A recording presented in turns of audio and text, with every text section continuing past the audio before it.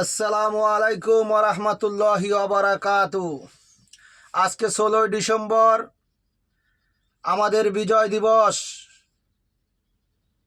এই বিজয় দিবসে বাংলাদেশের 56,000 বর্গ মাইলের জন্য যারা জীবন দিয়েছে তাদের জন্য এই অন্তর থেকে রয়েছে অনেক অনেক দোয়া এবং ভালোবাসা। তাদের জন্য অনেক অনেক দোয়া এবং ভালোবাসা রয়েছে। আজকে এই দিনে আমাদের বাংলাদেশের তরুণ প্রজন্মকে একটা মেসেজ দিতে চাই। এই মেসেজটি আমার নয়, এই মেসেজটি হচ্ছে আমাদের জাতীয় বীর, আমাদের মহাবীর মাওলানা ভাসানীর মেসেজ। মাওলানা ভাসানী বলেছিল, ভারত আমাদের শত্রু, ভারত আমাদের শত্রু। এই কথা যে বুঝবে সেই হবে এই বাঙালির শ্রেষ্ঠ সন্তান। তো আপনাদেরকে বলি, ভারত আমাদের শত্রু, ভারত যেভাবে আমাদের পিছনে লেগেছে, হে বাংলাদেশের তরুণ সমাজ, তোমরা জেগে ওঠো, ভারত খাটাও, দেশ বাঁচাও ইনশাল্লাহ।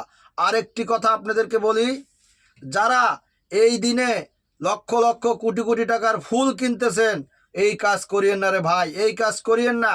এই ফুলের টাকাগুলো দিয়ে যারা অনাহারে আছে, যারা দুঃখে আছে, কষ্ট আছে, এই ফুলের টাকাগুলো তাদেরকে দিন।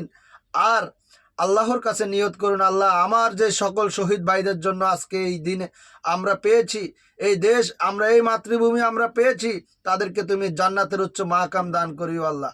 এই ফুল কেনার কোনো দরকার নেই, এই ফুল কেনার কোনো দরকার নেই। এটা কিনছেন, এটা ফালাই দিছেন, এই টাকা বিফলে।